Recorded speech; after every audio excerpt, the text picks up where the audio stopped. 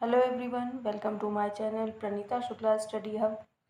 आज की इस वीडियो में हम पढ़ेंगे हाउस इन द फैमिली के आगे की स्टोरी हम पढ़ेंगे, जो कि क्लास 6 की स्टोरी है।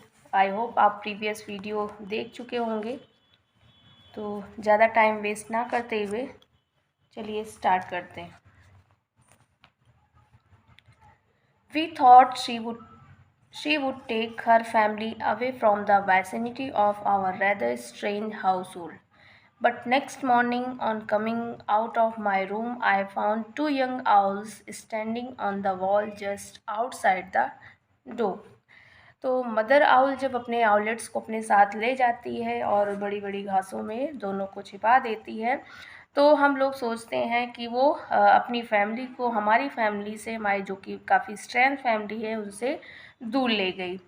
बट नेक्स्ट मॉर्निंग होता क्या है, जब रस्किन बॉन्ड अपने कमरे में जा रहे होते हैं तो उस टाइम पे वो देखते हैं कि दो यंग आउल्स उनके वॉल पर बैठे हुए हैं, जस्ट आउटसाइड द डोर के जस्ट बाहर ही दो आउल दीवार पर बैठे हुए हैं। I ran to tell grandfather and when we came back we found the mother sitting on the bird bath 10 yards away. मैं ग्रैंडफादर को बताने के लिए दौड़ा, यानी कि रस्किन बॉन्ड अपने दादाजी को बताने के लिए दौड़ कर गए। और जब हम वापस आए, ग्रैंडफादर और रस्किन बॉन्ड जब वापस आए तो उन्होंने देखा कि मदर आउल भी वहीं थोड़ी सी दूरी पर बैठी हुई थी बर्ड बाथ पर। She was evidently feeling sorry for her behavior the previous day because she greeted us with a soft woo-woo.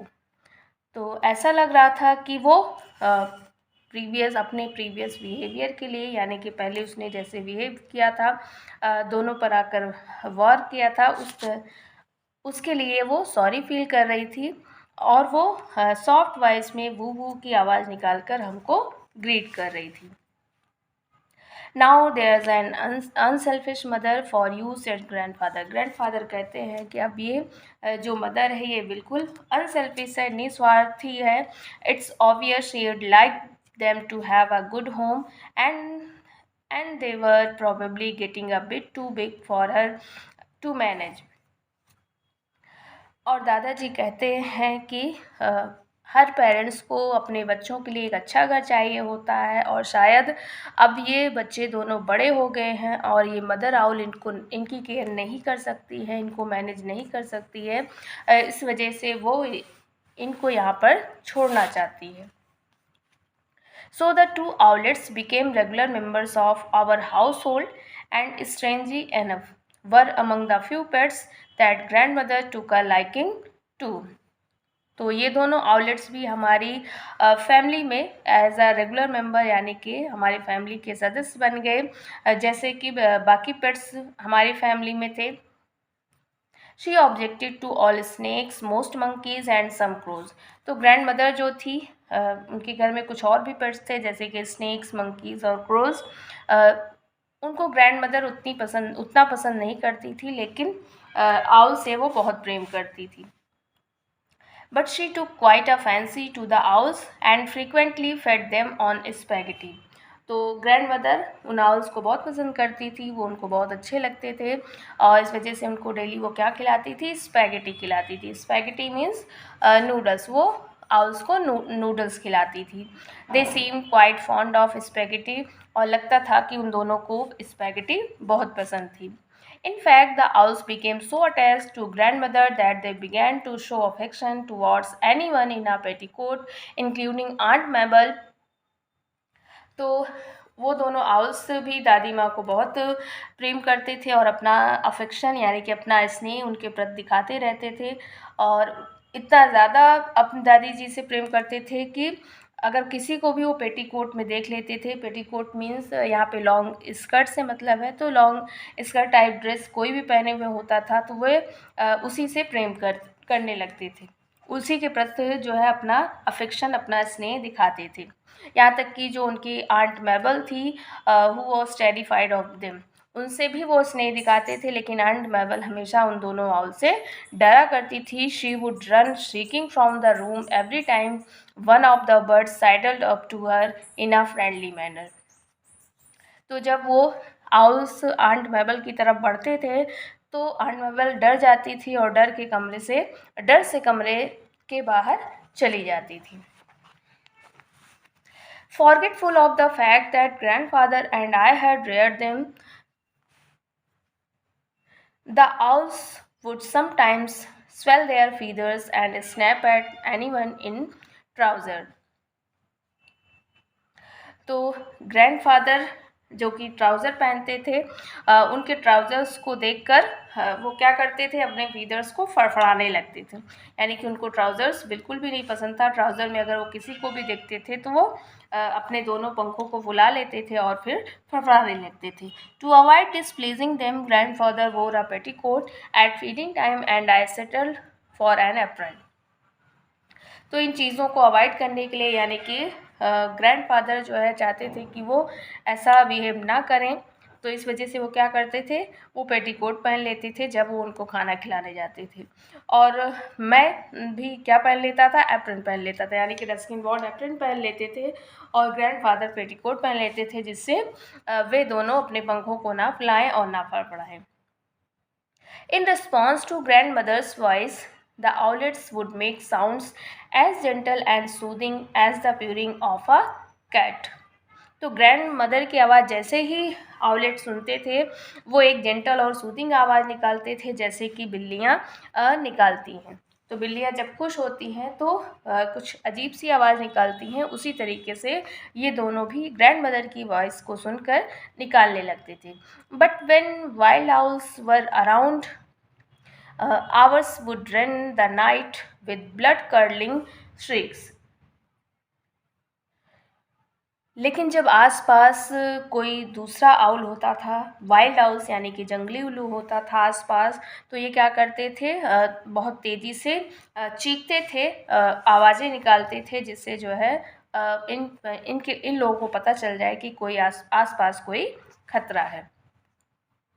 Their nightly occupation was catching beetles। उनका रात का मेन वर्क क्या था, बीटल्स को पकड़ना, with which the kitchen quarters were infested at the time with their sharp eyes and powerful beaks। they were excellent pest destroyers। तो रात में क्या करते थे, घर के जितने भी कीड़े मकोड़े होते थे उनको पकड़ने का काम करते थे, और इस वजह से अपने शार्प आइज़ और पावरफुल बीक की वजह से ये एक एक्सीलेंट पेस्ट डिस्ट्रॉयर थे, यानी कि एक बहुत ही अच्छे कीटनाशक बन गए थे।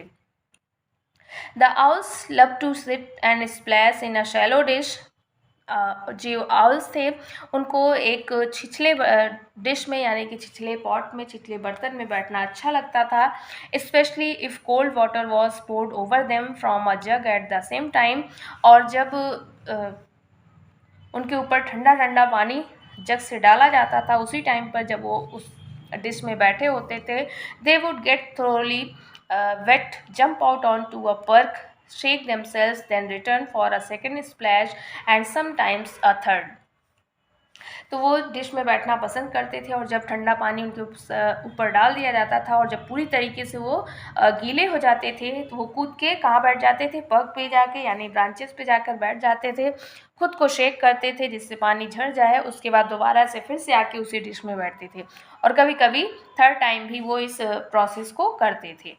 During the day they dozed in large cages under the trees in the garden. और दिन के समय उनको एक बड़े से केज के अंदर रखा जाता था, जाल के अंदर रखा जाता था। They needed cages for protection against attacks from wild birds. तो उनको केज में इसलिए रखा जाता था जिससे जो वाइल्ड बर्ड्स का खतरा है वो ना रहे, क्योंकि वाइल्ड बर्ड्स जो थे वो इन पर अटैक कर देते थे, उनसे बचाने के लिए इनको केज में रखा जाता था।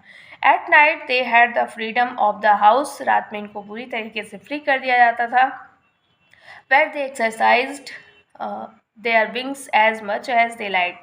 तो रात में जब इनको फ्री कर दिया जाता था तो ये अपने विंग्स की एक्सरसाइज किया करते थे, जैसे मर्जी वैसे इधर उधर घुमा करते थे।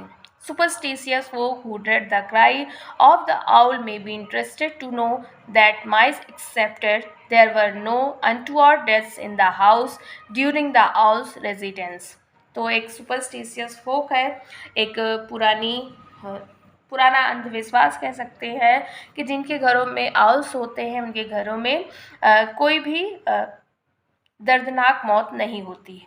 चूहों को छोड़कर किसी की भी दर्दनाक मौत नहीं होती है, मतलब कि कोई भी जो है ऐसी घटना नहीं होगी जिससे परेशानी हो, ऐसा कहा जाता है।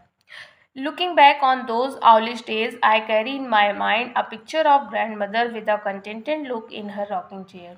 जब मैं अपने उन owlish days के बारे में सोचता हूँ तो मेरे माइंड में एक ही पिक्चर बनती है दादी जी की। कैसी बनती है कि दादी जी रॉकिंग चेयर पर अपने बैठे हुई हैं, इस तरीके की इमेज मेरे माइंड में बन जाती है। यानी रस्किन बॉन्ड के माइंड में ऐसी पिक्चर बनती है कि दादी जी अपनी रॉकिंग चेयर पर बैठी हुई हैं। Once on entering her room, while she was having an afternoon nap, I saw that one of the owls had crawled up her pillow till its head was snuggled under her ear.